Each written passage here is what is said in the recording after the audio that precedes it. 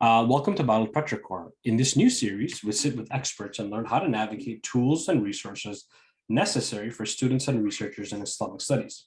Our expert today is Dr. Rana Mikati, assistant professor at the College of Charleston. She will be talking to us today about Islamic archaeology. Welcome, doctor.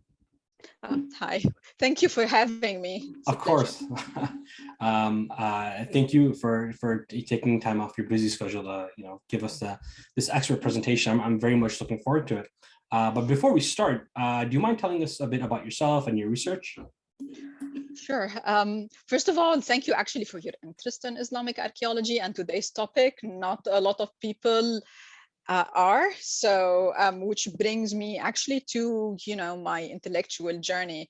I started, first of all, I'm Lebanese, I'm from Beirut, and I started my education at the American University in Beirut as an archaeologist. So my BA and also my MA are in archaeology, and specifically my MA is in Islamic archaeology from the University of Chicago. And so the majority of my youth was spent on excavations, primarily in Beirut, but also in Syria and Jordan. Then as I started working on my dissertation and moving into the PhD, I shifted gears, and we can talk about that why later, to kind of incorporate more of the history and historical evidence. And ultimately, I became an early Islamic historian and got my PhD from the University of Chicago. Currently, I'm teaching at the College of Charleston, and I'm kind of the early Islamic medievalist in a history department here in Charleston. Excellent. Thank you so much for that. And I think with that, we can just go ahead and get started. I know Rana has prepared a presentation for us, which we will go ahead and just begin with. So I'll share my presentation, and basically I thought it might be best to do this kind of so that you can visually see some of the things I'm talking about, but also not have to rely on my pronunciation. So I wanted to start, I think, with issues of definition. So I'll start with kind of the general kind of issue, which is Islamic archaeology is a type of archaeology. And archaeology is basically the study of the human past, like history, for example. But unlike history, this is the study of the human past through its material remains rather than its written sources. And so within that, you have this subdiscipline, which is Islamic archaeology, which is basically the archaeological study of Muslim societies and Muslim polities.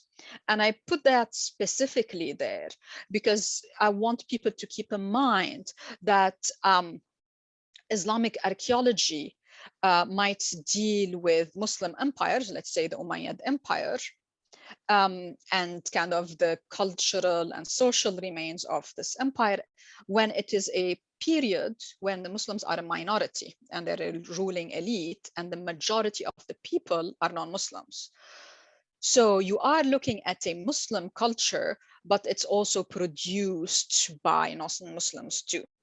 And so that's kind of one of the issues that kind of might create a bit of a dissonance for people. They hear Islamic archaeology and kind of they have assumptions that might be solely about Muslim individuals. Now, Islamic archaeology is a kind of young field. It's unlike, for example, its sister disciplines like classical archaeology or Egyptology or whatever. It's a kind of much younger field. And so it's the main development has happened in the last kind of 20 or 30 years. The earliest history kind of in the late 19th century and kind of the archaeological finds from the Muslim world that are from the Muslim period came as a result of interest in monumental architecture. So for example, excavations in Samarra and kind of some of the desert castles, etc.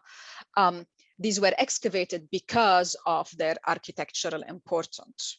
importance.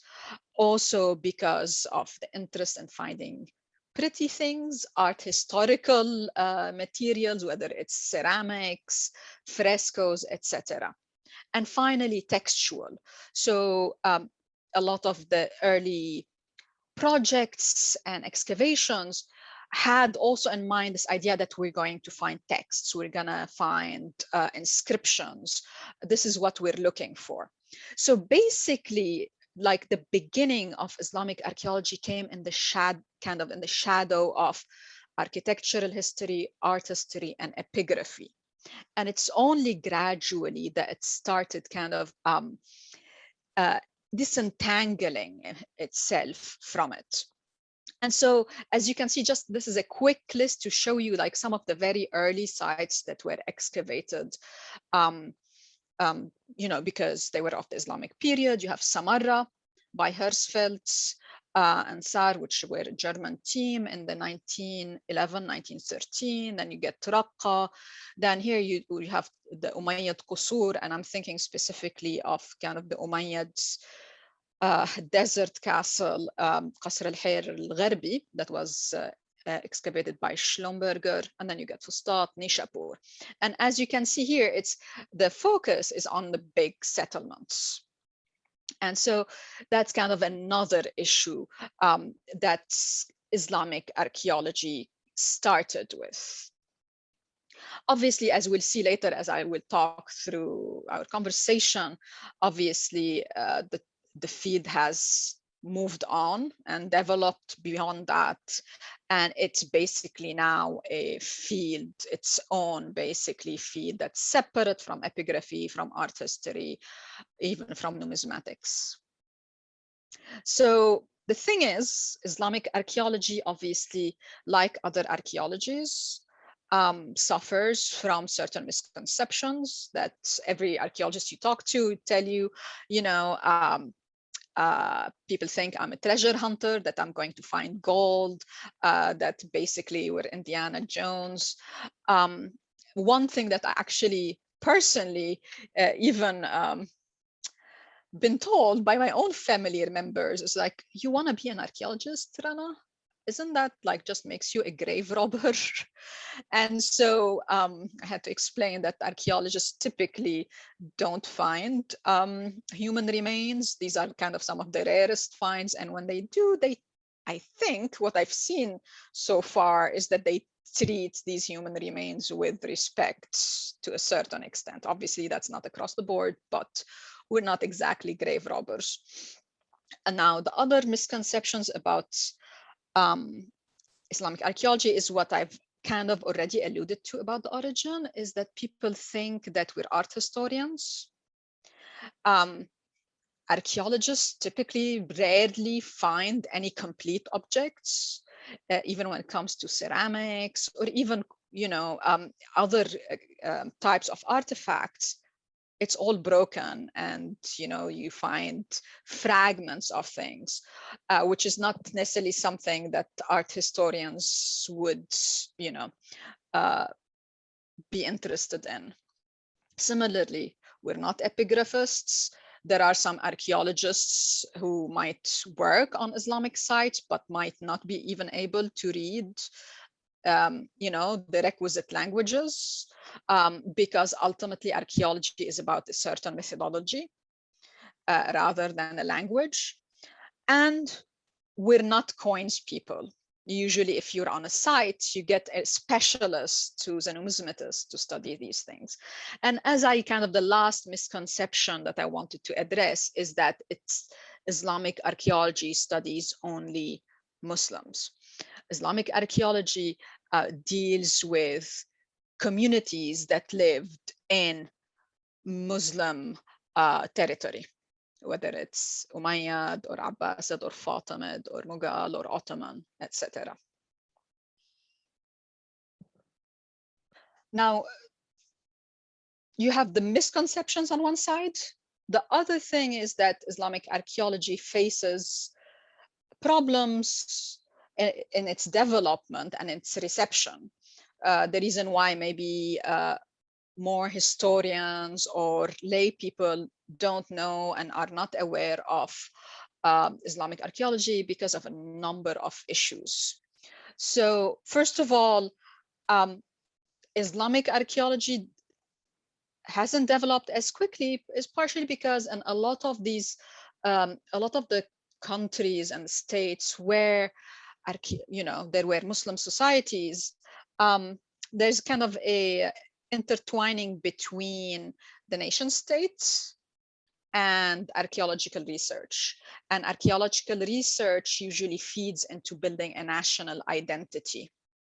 And so you see that in certain places in Islamic past, and using kind of Islamic archaeology does not sit well or feed well into kind of the national identity. There might be more an interest in older civilizations.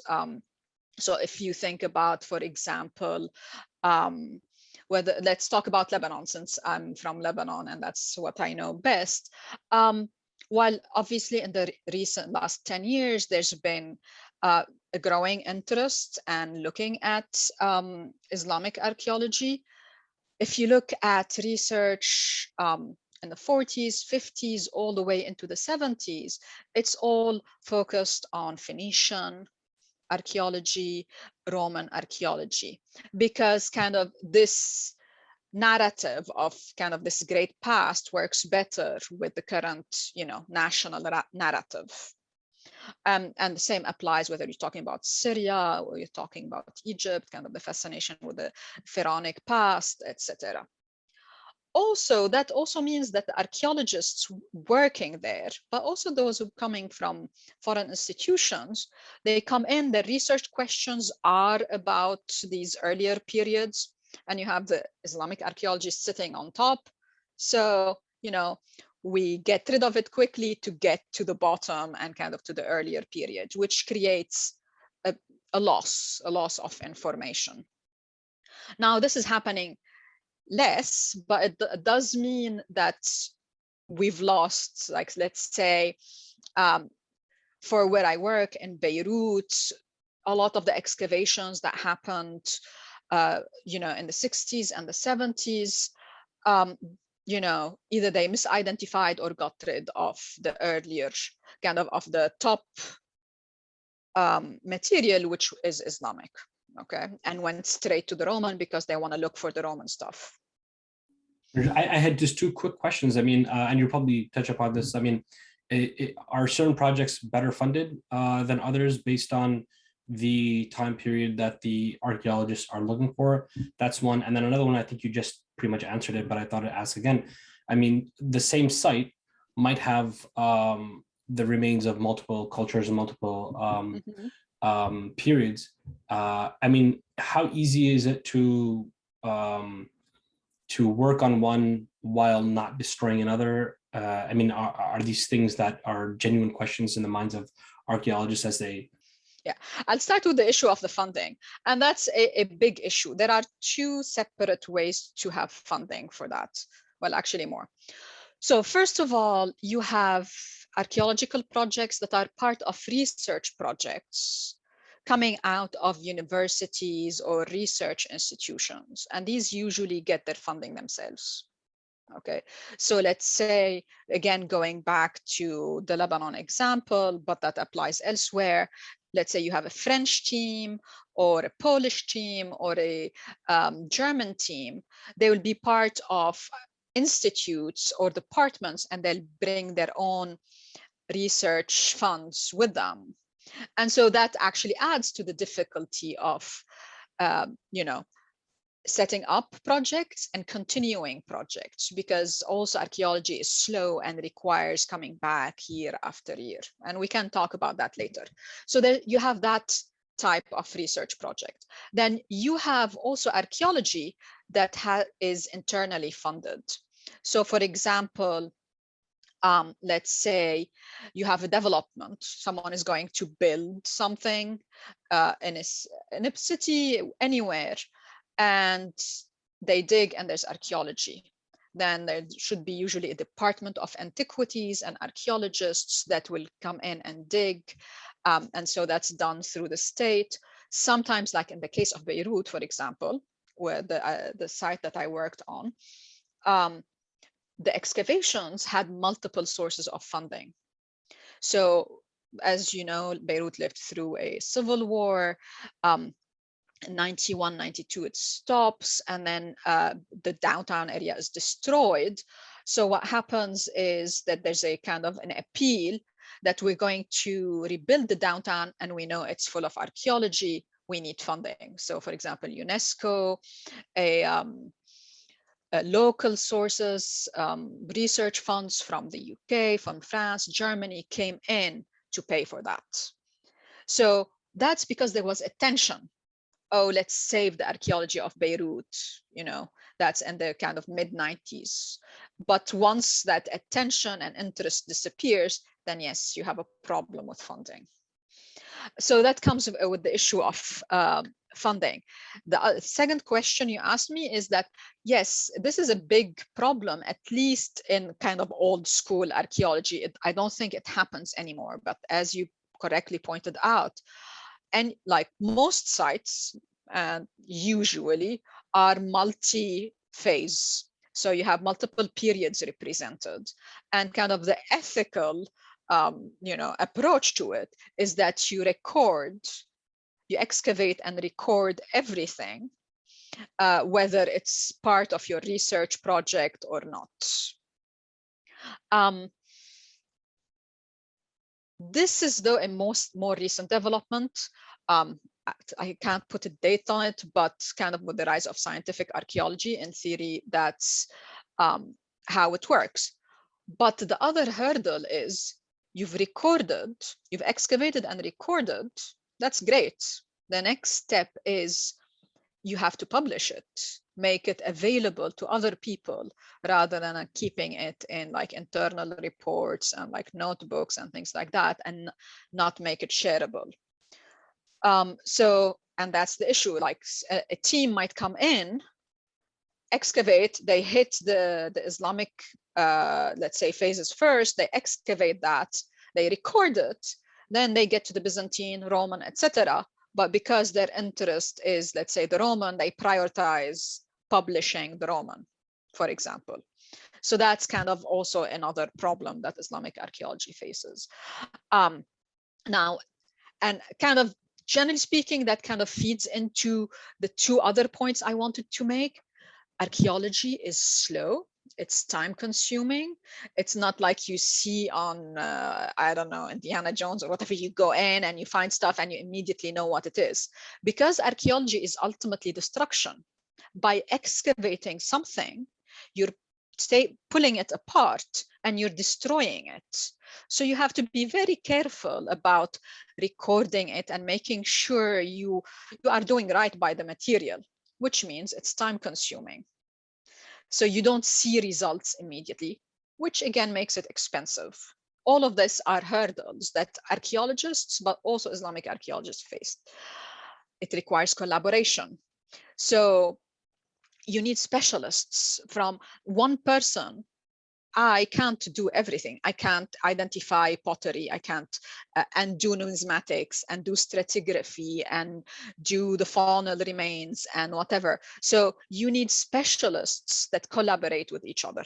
And you also need historians to work kind of with the written documents, etc. So it requires collaboration. And as you might suspect, sometimes collaboration in academia is not one of the greatest virtues.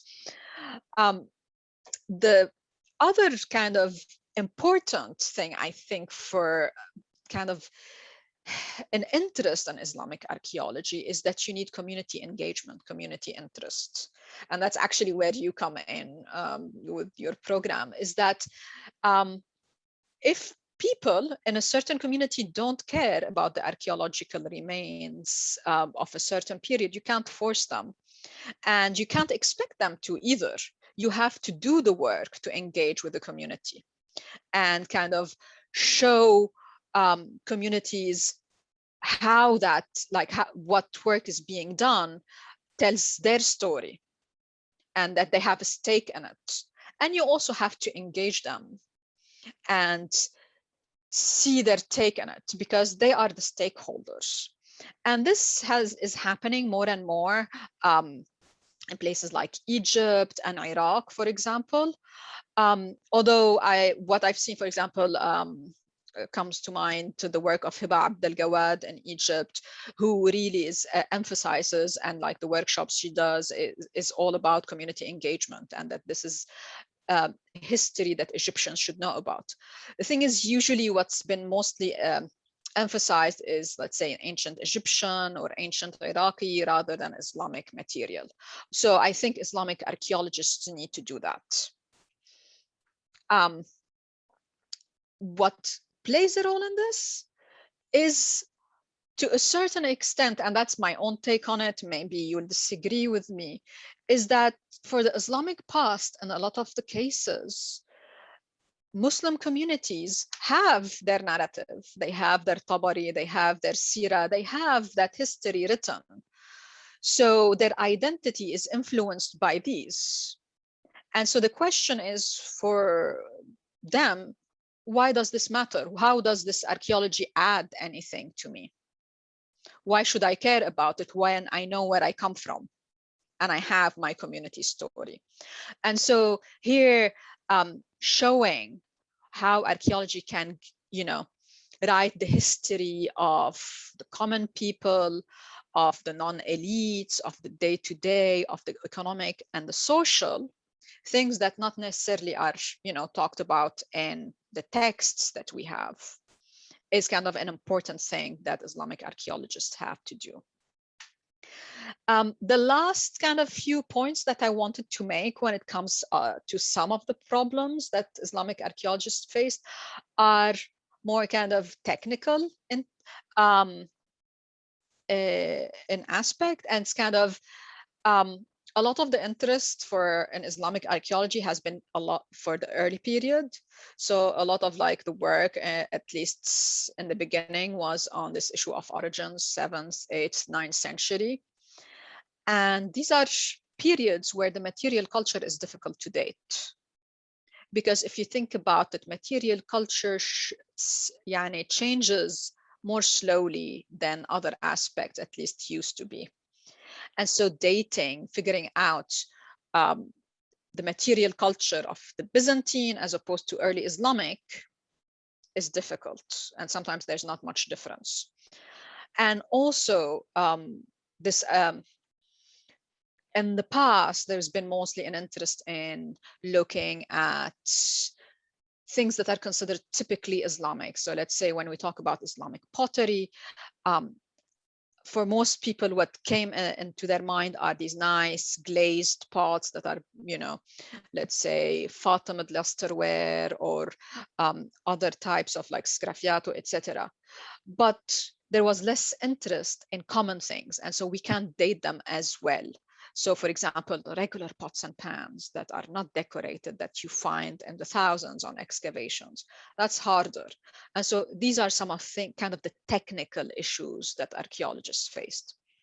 The last thing that sometimes is off-putting to even historians and other people in the field is that archaeological publications tend to be very technical and full of jargon, and are, a lot of them are catalogs, etc. And so the question is like, what do we do with this? What does this tell me?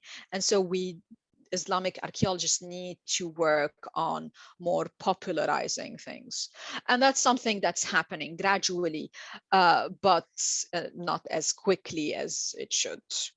Are papers or do courses in Islamic history, do they tend to assign papers from Islamic archaeology frequently, or is that something that's well, I can't speak other than, well, of my own experience. And my training is at the University of Chicago. And I actually specifically chose University of Chicago because it had this conjunction of people who believe that Islamic archaeology has something to say. So at the University of Chicago, I studied with Fred Donner, and Professor Wadad Al-Qadi, and Islamic archaeologist there is Dr. Donald Whitcomb.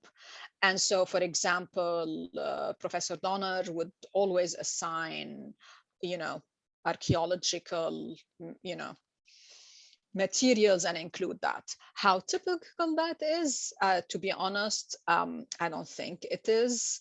I think with a younger generation, people that have graduated and maybe the last 10 years, this is happening more and more. But at least, and this is gonna date me, in the 2000s when I was studying, that wasn't typical. And actually, for example, when I was applying for grad school, it was tough finding grad programs that did just Islamic archaeology as opposed to like kind of a minor or something like that. So yeah, it's changing. It's also a matter of having readings, articles that are friendly to an undergraduate audience, for example. So that's kind of what's at stake. Now, in terms of the subdisciplines within archaeology and Islamic archaeology, since I'm assuming our audience may be not super familiar with what happens on a site, on a dig, if you go on a dig, I thought I'd talk a little bit about the details of that. So first of all, you can be, as an archaeologist, specialized by either period or area. So for example, as for me, when I was doing my MA in Islamic archaeology, I considered myself an early Islamic archaeologist, so roughly 7th to 11th century. And kind of in terms of area, my specialty was the Levant. And so you could be a Fatimid archaeologist, do Egypt, or Ottoman archaeologists, etc.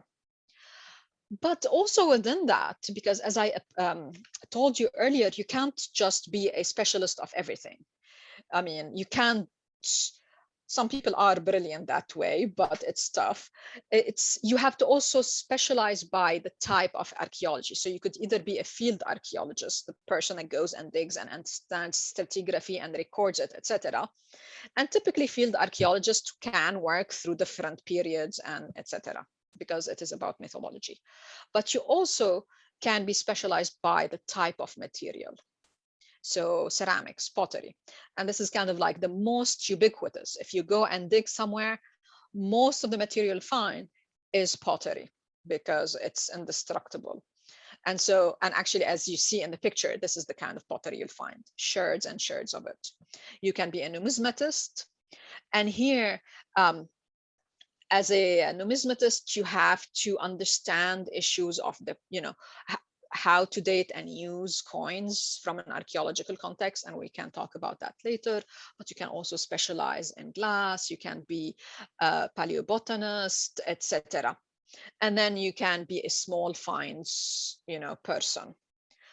Now, another type that's equally important is conservation, because when you go and dig something, you have to make sure it doesn't decay, that it is preserved. So conservation is important. Once you dig something out of the ground, the kind of decay process starts. So that's an important aspect of it.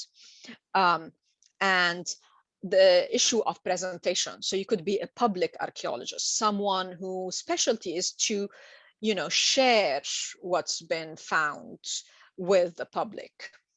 And so this is kind of, generally speaking, the subdisciplines and what you can do within an Islamic archaeology.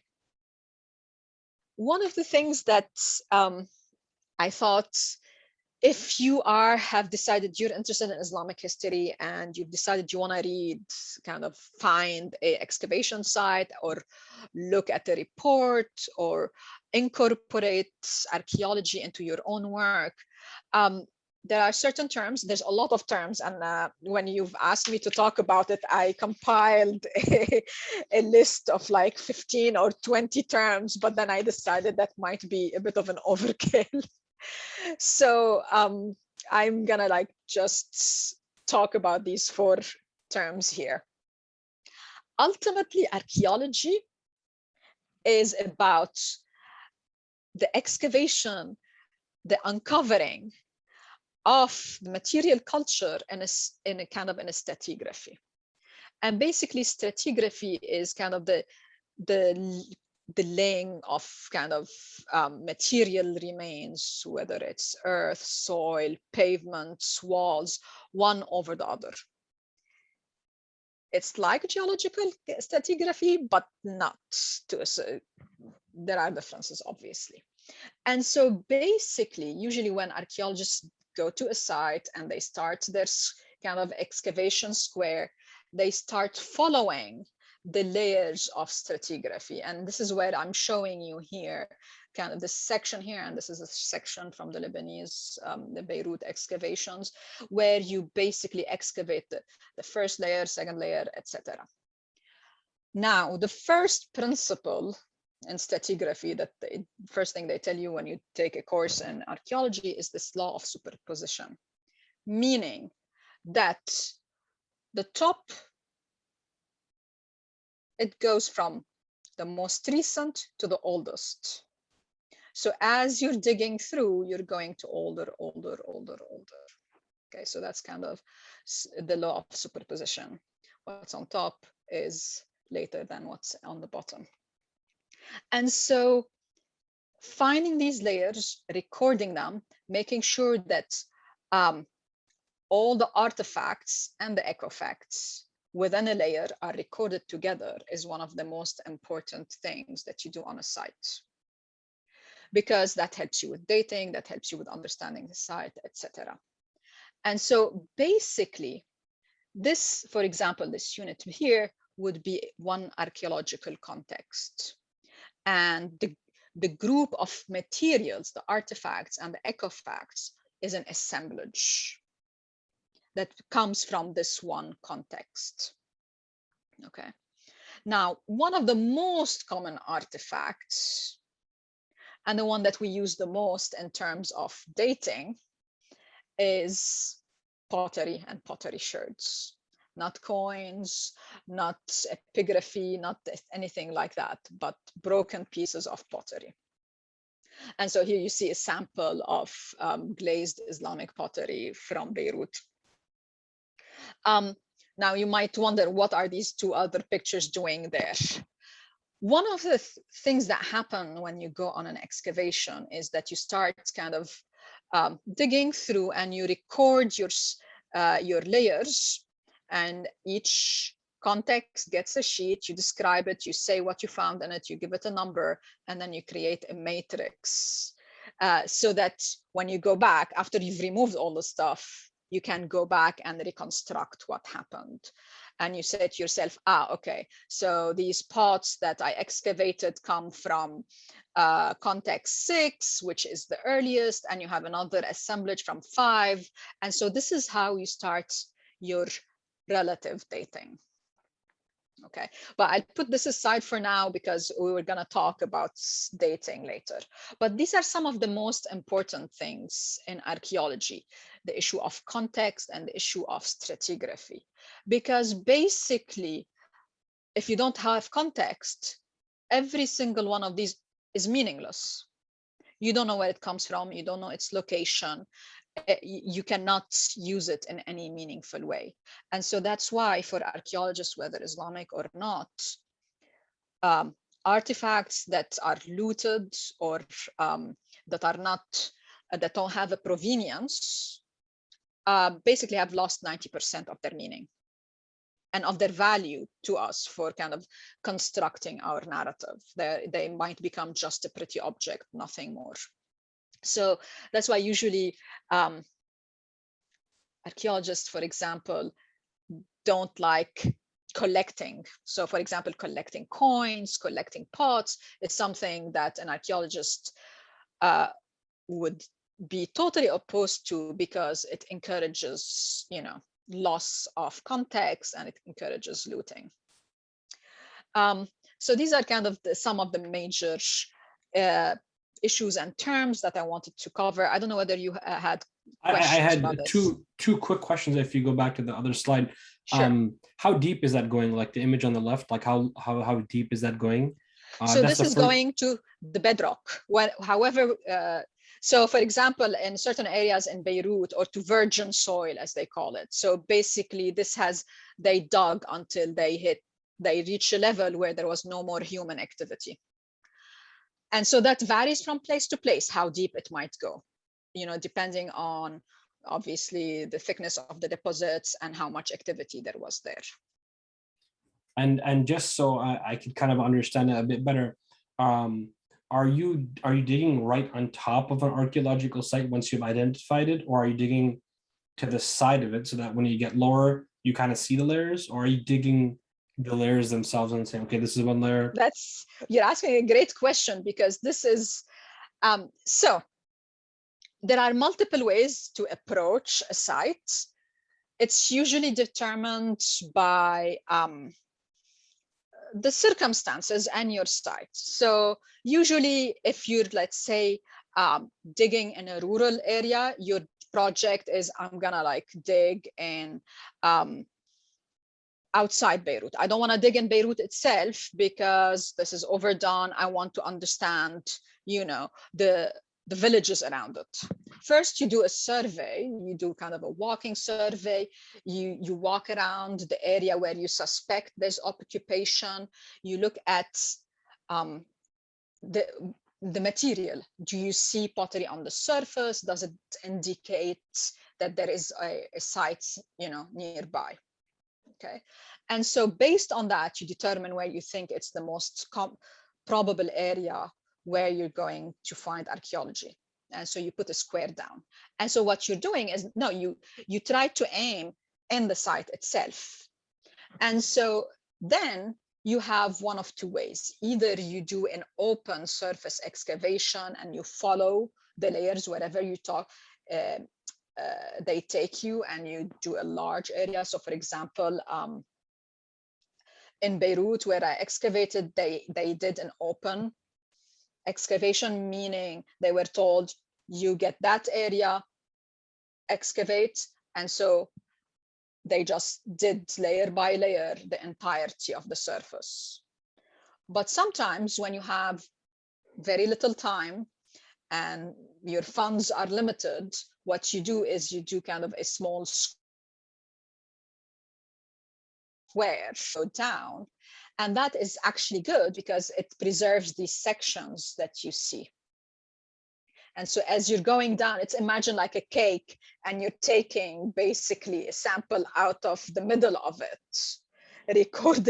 And so basically after you're done, you still have on the sides that section, which is a reminder and also kind of a verification of the layers. Because archaeology is tough because it's all visual. When you're digging, you have to figure out these layers just through the change in texture and the color and things like that.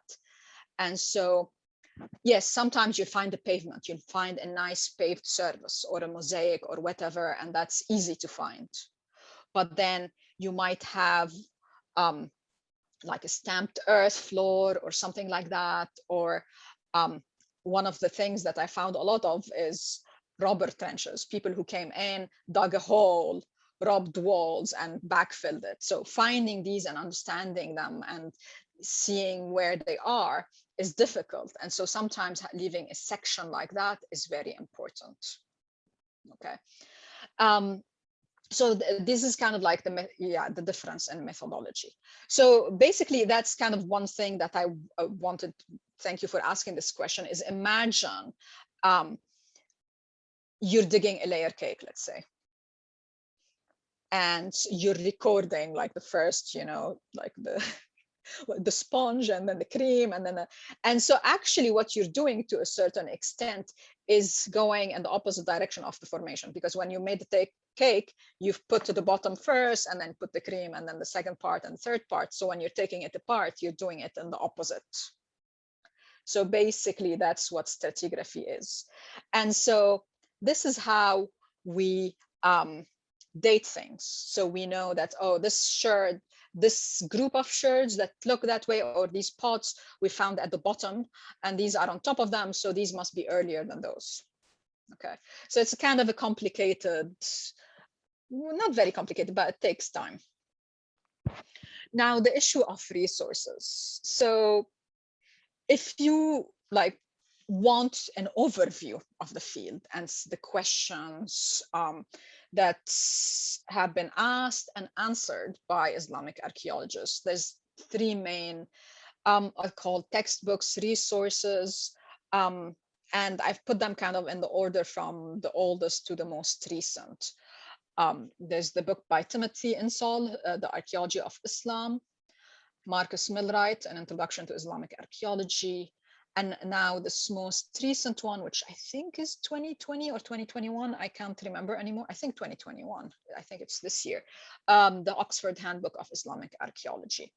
And this last one is a very rich and detailed book because it covers every single area. So if you're interested in Spain or North Africa or Iran, etc., every single part of the Muslim world is represented and is written by a specialist in the field and has a nice bibliography if you want to chase some things up.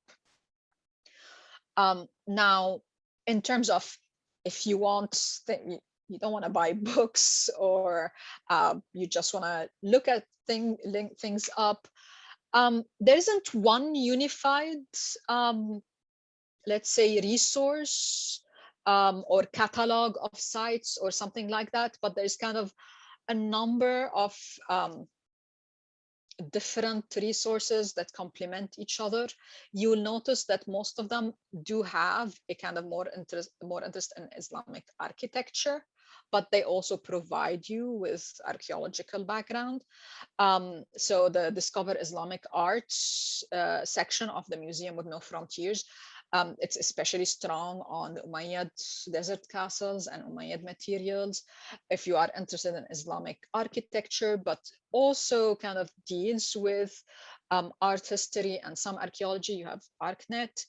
Kind of the two more recent ones, the Manar al-Athar, which is through Oxford, also it's multi-period, but they also include a lot of Islamic material. And there's a more recent project coming out of Germany that, and I didn't put the Early Islamic Empires at Work project. And basically they have talks and publications where they incorporate both archaeological and historical material. Then you can go into kind of more specific sites. So if you're interested in early Islam and late antiquity, you have this very well organized and comprehensive source called Material Sources for Early Islam and the Late Antique Near East. And then you can look at, you can go to the VNA website, specific museums, the Met, etc., and look at their Islamic art collections. Sadly, there isn't specifically a site of Islamic archaeology publications in one place.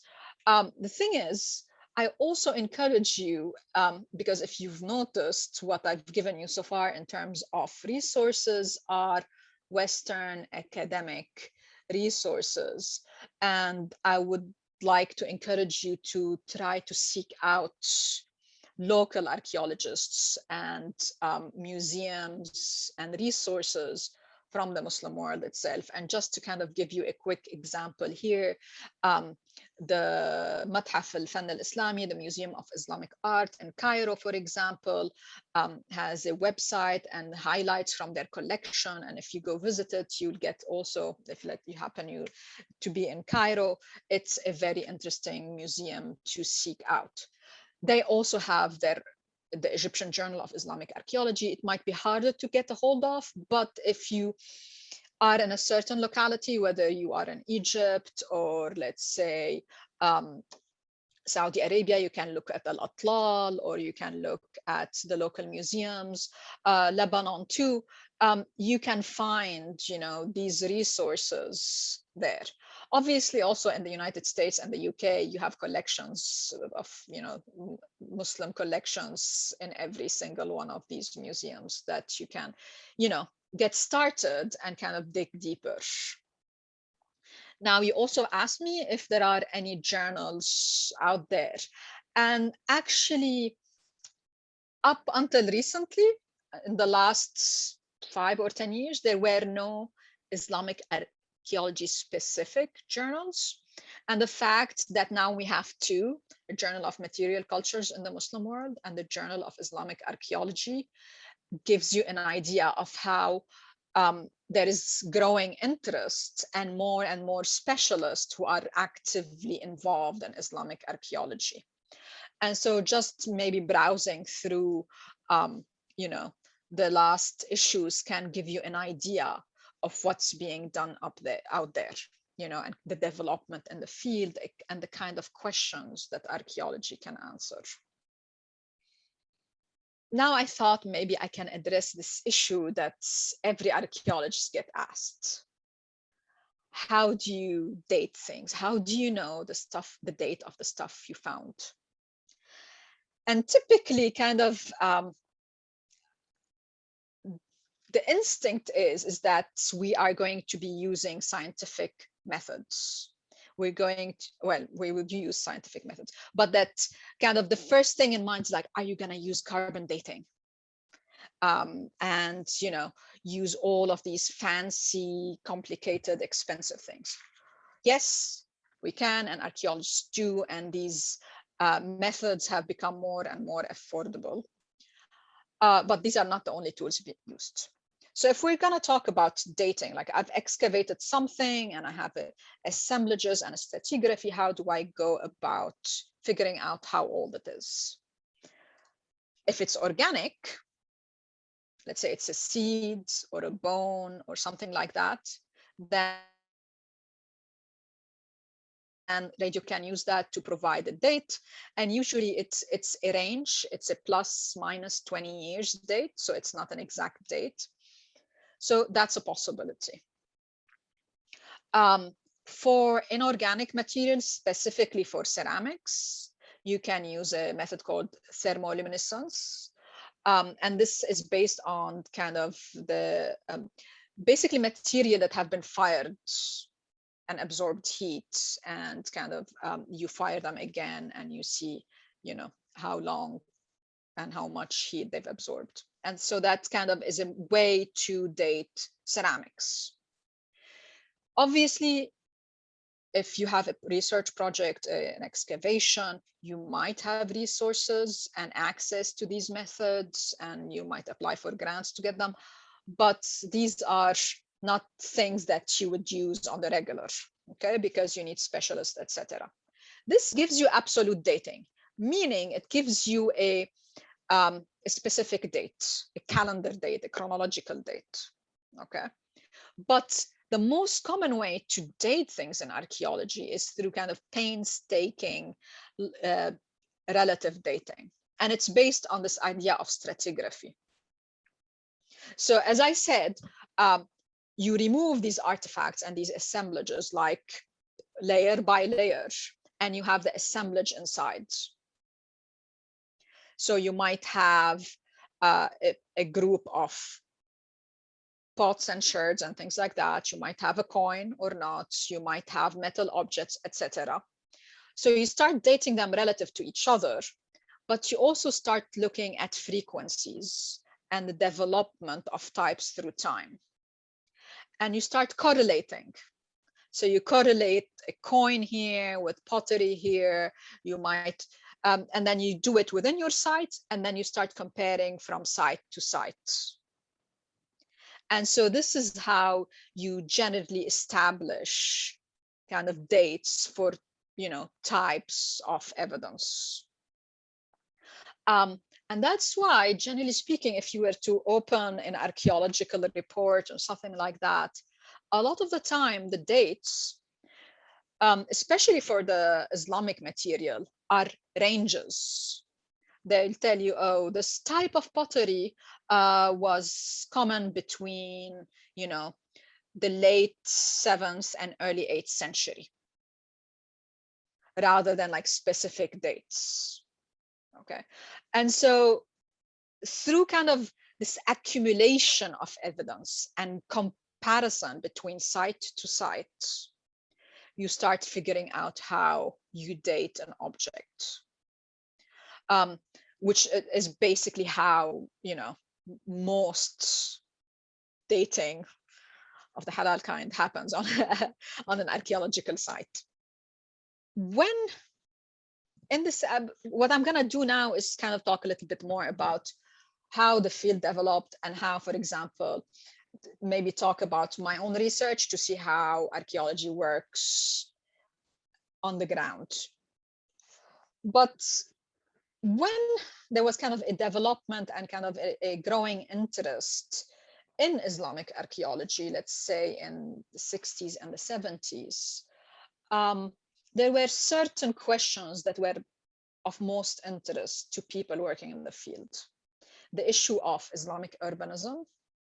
So the main question that archaeologists ask themselves and of the material and try to answer is, what does an Islamic city look like? Why, you know, kind of this idea of like the medieval kind of city with the narrow roads, etc. How did it form? How does it take shape? How, you know, what does it include?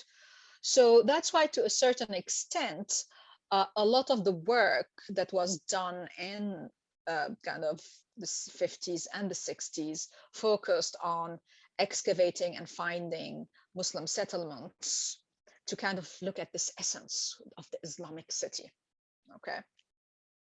The thing is, that's kind of narrow and kind of concentrates. It's an interesting question, obviously, but obviously there's more to it too, and one has to keep in mind that Muslims didn't just live in cities.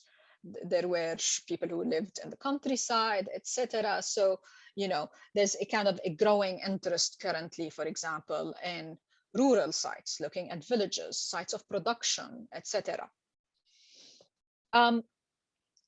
Another sample question that early Islamic archaeologists were interested in was this issue of, when did glazed pottery, that was kind of thought of as a diagnostic. When an archaeologist saw a glazed pot or glazed ceramics, as you can see here in the picture, and that's an example of a complete one, on a site, they immediately knew, oh, this is Islamic. That's a diagnostic. So the fascination and the focus was, how did it start? Where did it start? How did it spread? And so kind of looking at the origins of this kind of diagnostic pretty element. The thing is, as kind of the field developed, there came to be a realization that we also need to broaden our view, because, you know, glazed ceramics is only one category. There's a lot of unglazed material. There's coarse everyday wares, but there's also this whole period of before the glazed ceramics, when, you know, transitioning from the Byzantine to the Islamic, you have these categories of pottery that we need to understand and figure out. So that's kind of where the field moved to look at the production sites, the dates, etc., of pottery. Now, the third question was that people were looking for in the archaeological material is, can we see the Muslim conquests in the archaeological records? Can we see a kind of a change culturally, or maybe even evidence of violence or whatever, a Muslim takeover in the archaeological record? And so, first of all, this is a problematic question, first of all, because it assumes certain things about the Muslim conquests. Second of all, usually archaeology doesn't illustrate or give you evidence for a single event. You can't really go and say for sure, oh, this layer is the layer where, you know, the Muslims arrived. It's more about the longue durée and kind of the transition, the slow, gradual transition.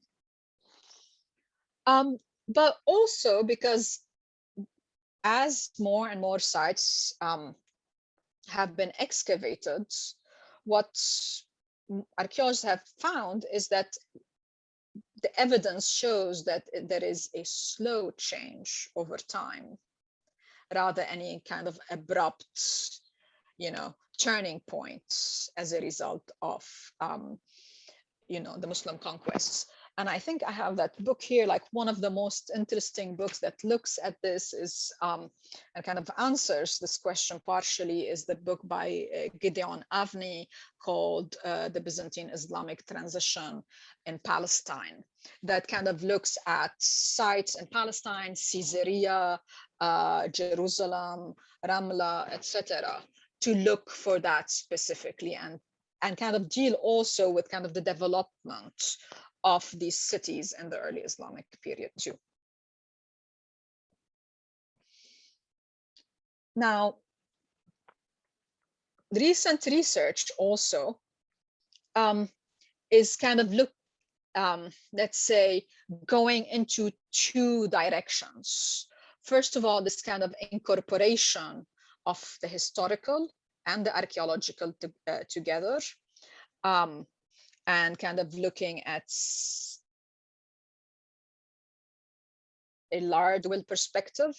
And so I put just two examples here, the early Islamic North Africa by Fenwick and the Islamic Byzantine frontier by Eger.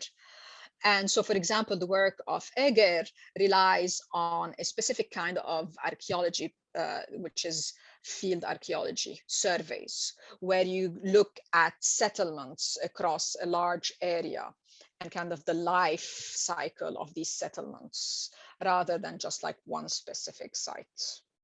So this is kind of some of the directions that research in Islamic archaeology is going. So thank you for this, Doctor. Do you mind telling us a bit more about your research? Sure. So I started as an archaeologist and someone interested in early Islam specifically for two reasons. First of all, as I mentioned, I'm Lebanese, and I started my work in Lebanon. And one of the major early Islamic sites in Lebanon is a site called Anjar, which is an Umayyad settlement. You can call it a city, you can call it a castle, but basically visiting it, looking at it, reading about it kind of interested me in early Islamic archaeology and got me started on it. And then I started working in Beirut and saw that, most research, most of the people who worked on Beirut were interested in the Roman, they were interested in the Phoenician, they were interested in the Bronze Age. And so it made me wonder,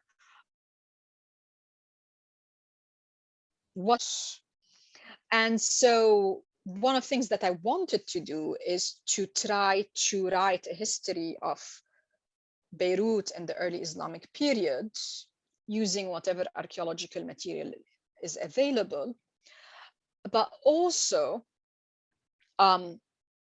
include in that, obviously, historical material, a historical narrative.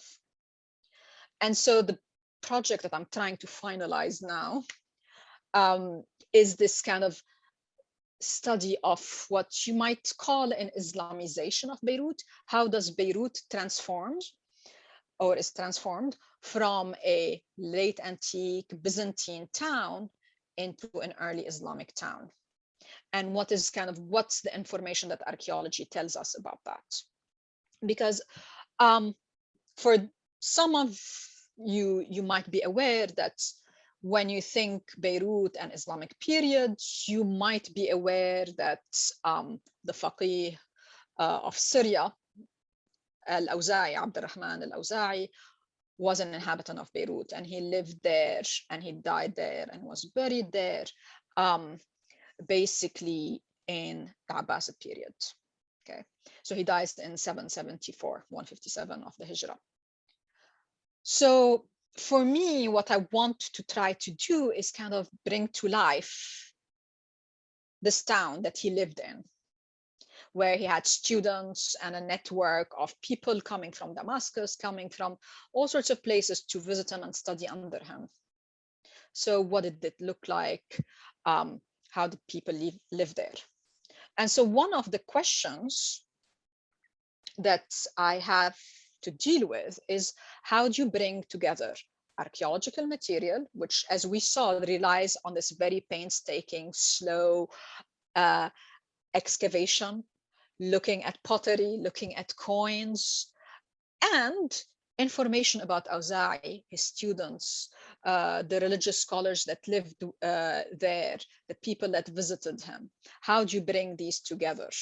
Can you bring these together, or do they give like different narratives and timescales?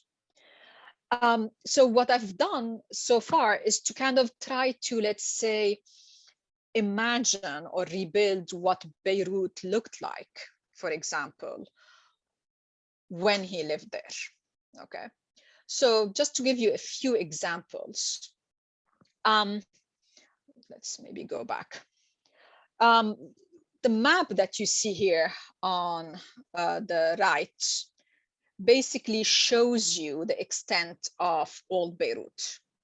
Okay, and all the little squares are the areas, those black squares with the numbers, are the discrete separate excavations that happened in Beirut from like 93 to the early 2000s. And basically the sites where I personally worked were this one here, 06, 007, and 045. And this is actually the picture where you see here, that's the excavation and its beginning. And you see it starts with a square and kind of expands. The monument you see here is a Mamluk monument called, it's the remains of Zawiyat ibn Arraq, which was built and dedicated to Auza'i. And the kind of the local legend is that Al-Auza'i's house where he lived was across the street from it.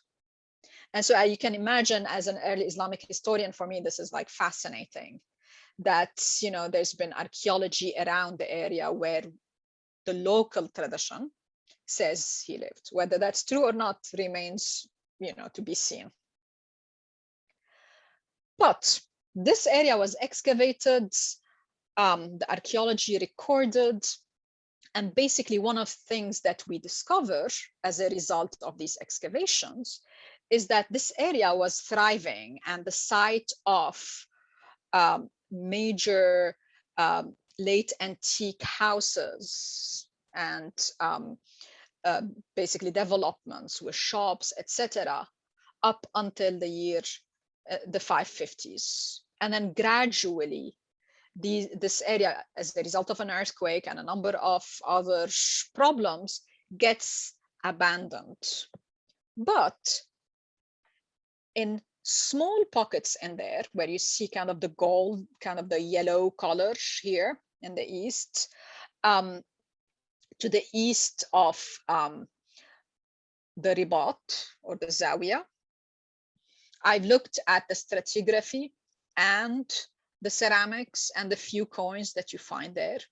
And what I found is that there is first of all, a period of abandonment in the late antique period, and then a gradual reconstruction that seems to coincide with the 8th century. And so what happens is someone comes in and basically reuses the remains of this Byzantine house, reuses the walls, puts pavements in the same area, and rebuilds a house in that location. And then if you look at other areas, you start seeing pockets of reoccupation in this part of Beirut, starting with the early Islamic period. So what does the archaeology then tell us is that there is a maybe expansion of this, you know, in the occupation of the site as the Muslims show up. So that's kind of one thing that archaeology tells you. You know that there's Awza'i living in Beirut, you know that there's a group of people living in the town, but it's a small town at that point. It's not a big settlement. You can call it almost a village. But you also can see that there is, in these areas that were abandoned previously, a beginning of settlement again, which is something that might sound not very important, but you have to keep in mind that's for a place like Beirut. If you kind of go through the early Islamic sources, for example, the Futuh al-Buldan of Baladhuri or something like that, Beirut is mentioned like maybe once or twice. So this kind of helps build up the picture for us. Now, is it the entirety of the picture? Obviously not. And basically the other thing that has to be done and has to be built up gradually is that you have to look at the remainder of all the other sites. And I didn't include that, but for example, in one of the sites here where I've worked, it's called 045. This is the area here. And I worked on it.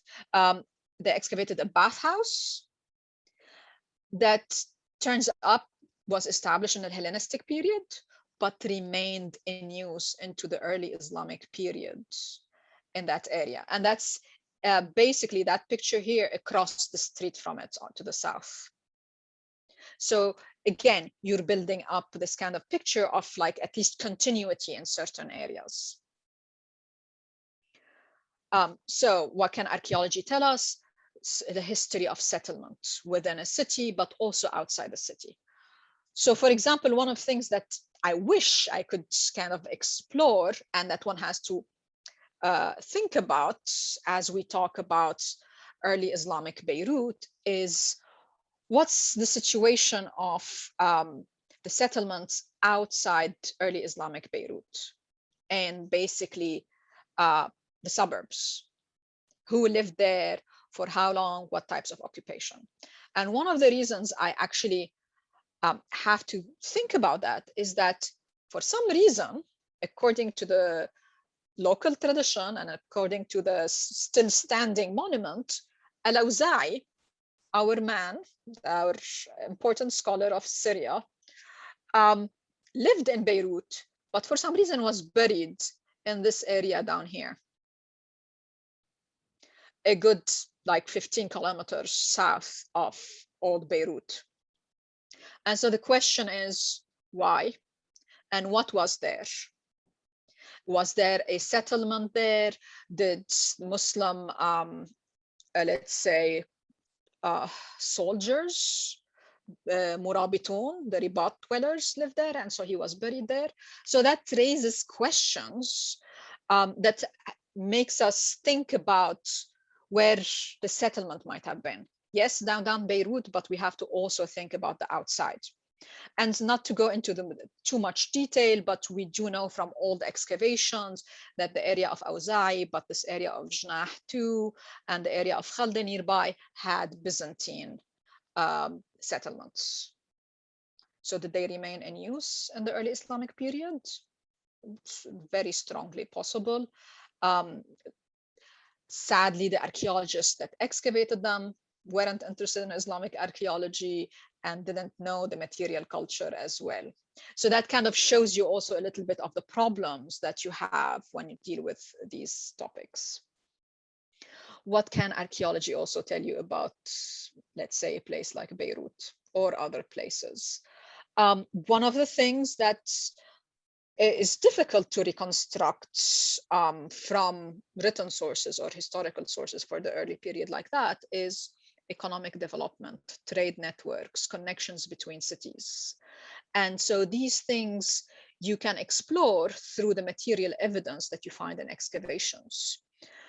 So for example, looking at the pottery found on the excavations in Beirut in variety of sites, what ceramic specialists have found is that there's kind of a gradual change of the sources of imports. from, let's say, the Aegean world to a slow kind of change towards Palestine and Egyptian sources. Okay, so, and then it gives you an idea of where specifically where these things were produced and possibly what was transported in them.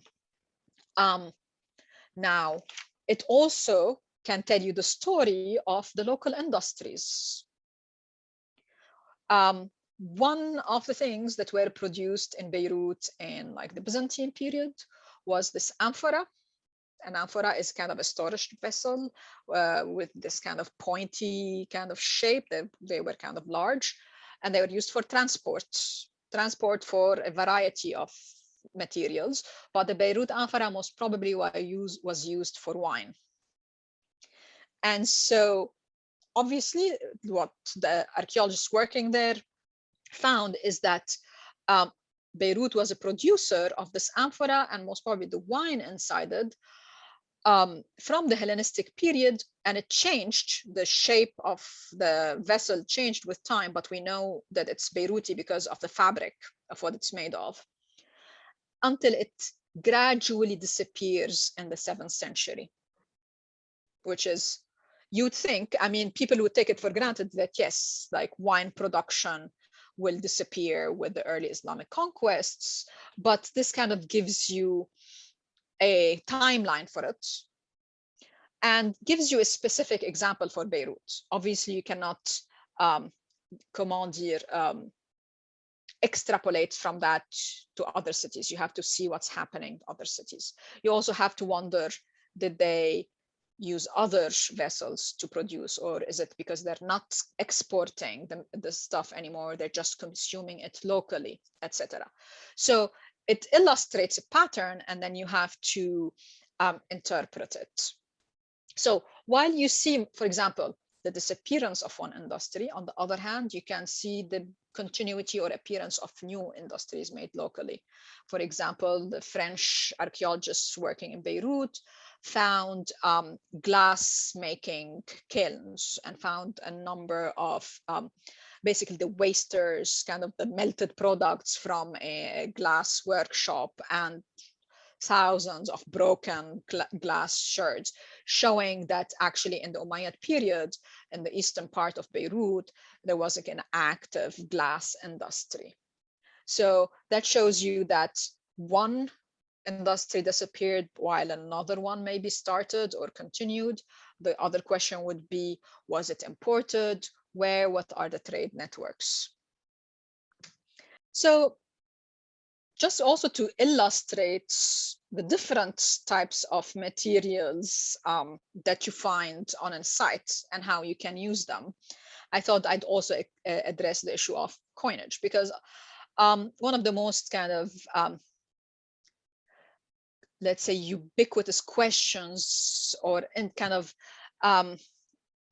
basically, a lot of people interested in Islamic archaeology tend to be interested in coinage and Muslim coins. And so I want to talk about it because coins from an archaeological context are slightly different from coins that you might find in a museum or as, you know, a result of looting. First of all, I'm showing you here two examples found from the Beirut excavations, and these are considered the transitional Arab Byzantine coins. I've picked two that were minted in Baalbek, and for those of you who can see that, you can see the word Baalbek down here. And so basically these were Umayyad coins and were found on the excavations there. Now, I've given you the pictures of the most complete ones. And you notice, first of all, they're copper. We very rarely find gold coins, because I want you to think about it. If you lose a coin yourself, like you drop a coin and it's a penny, do you bother to pick it up? Now, if you lose a $10 bill or a $100 bill, what do you do? So obviously, what we tend to find in the archaeological record are the smaller denominations, copper, obviously, and they tend to be pretty, you know, corroded, etc. So these are the best preserved ones. So what do these coins tell us? Kind of the very simple surface thing is that having looked at around 63 coins of the early Islamic period from this specific excavation from Beirut where I worked, I found that 50% of them were early Islamic, meaning prior to basically Umayyad Abbasids mostly, and that out of that 50%, around 20% were from the Baalbek mint and 80% were from the Damascus mint. Okay, so the two major mints in that province where Beirut was located, the province of Dimashq, had these two mints, and Beirut was being supplied by them. Okay, the majority of the supply came from Damascus, but Baalbek is well represented.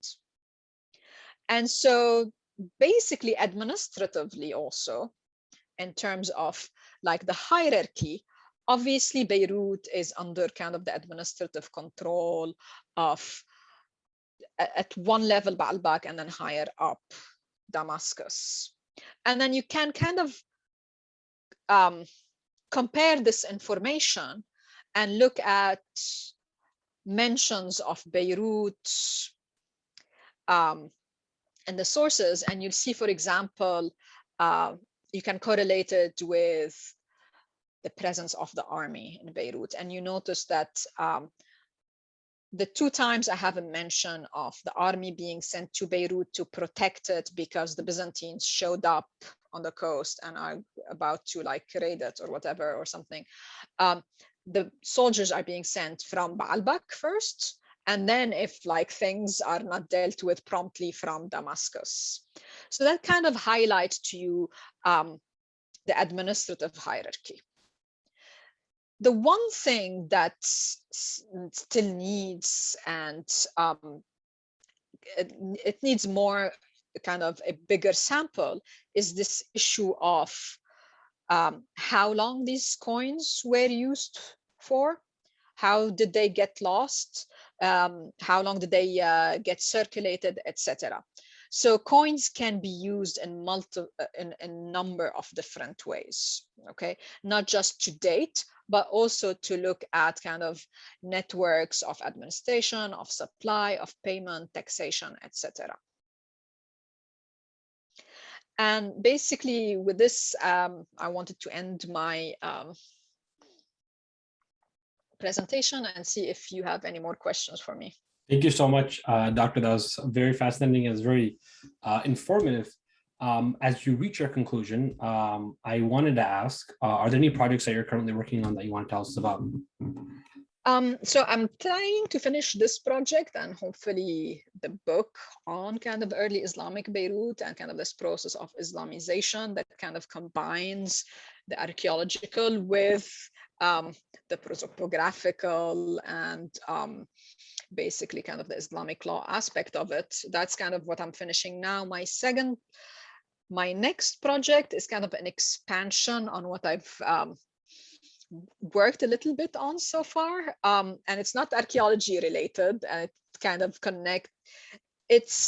I mean, I guess the way it's connected is that it's looking at marginal people, just as like Beirut was on the margin and was part of the periphery. What I'm interested in currently is looking at youth, young kids, basically, women, merchants, enslaved people who worked and helped the Muslim armies in the early Islamic period. And so kind of try to find them in the record, see what their role was, how they helped and contributed, and how they were perceived, remunerated, paid, etc., according to the Muslim tradition. So that's basically the next project. And it came as I looked at the presence of Sahabi women in the Muslim armies and how kind of they contributed to that. And so basically this is an expansion of it. Understood. Thank you so much for that. With that, I'd like to conclude the episode. Thank you again, Doctor, for taking the time out to be part of this. Thank you for having me.